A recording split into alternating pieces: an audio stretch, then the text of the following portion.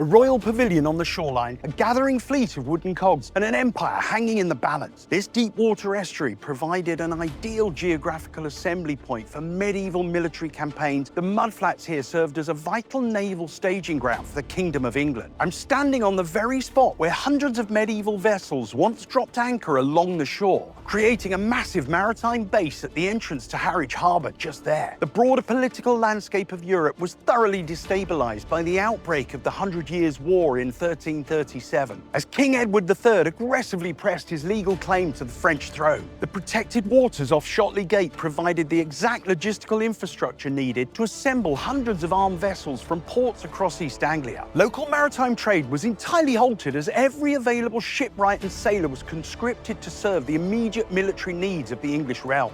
King Edward camped right here. The strategic importance of this Suffolk peninsula reached its absolute historical peak in June of 1340, when King Edward III established his personal royal headquarters on the Shotley shoreline. The monarch pitched his command pavilions directly on the coastal turf at Shotley Gate to personally oversee the final preparations of his massive invasion fleet. For several intense days, this quiet agricultural headland was transformed into a bustling city of tents, armourers, knightly retinues, and thousands of royal archers. The king used his temporary stay on the peninsula to sign critical administrative documents and rally his commanders before embarking on one of the most perilous naval campaigns in English history. The Grand Fleet finally weighed anchor from the mouth of the Stour on the 22nd of June in 1340, steering directly toward the coast of Flanders for a decisive confrontation with the French Navy. 2 days later, Edward's forces achieved a spectacular and total victory at the Battle of Sluys, effectively destroying the French fleet and securing English control of the Channel for generations. The tactical success of that historic naval engagement was directly dependent on the efficient assembly and organisation of the ships right here on the Shotley shoreline. The iron will of the Plantagenet king had successfully turned this remote Suffolk outcrop into the launch pad for a legendary military triumph.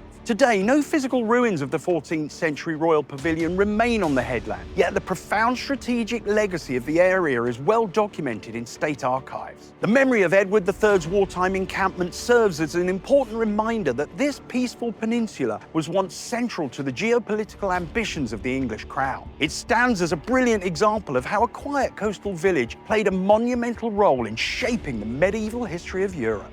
I'm Carl, that history guy, and I shoot these videos for you to help spread the awareness of my holiday business, Woodfarm Barns, by sharing historic stories of Suffolk. I've shot a version of this one already down at the Orwell Bridge because there were ships everywhere. And I bet you can think of a few people that would find this interesting. Why not share it with them right now and subscribe to our channel for more content like this?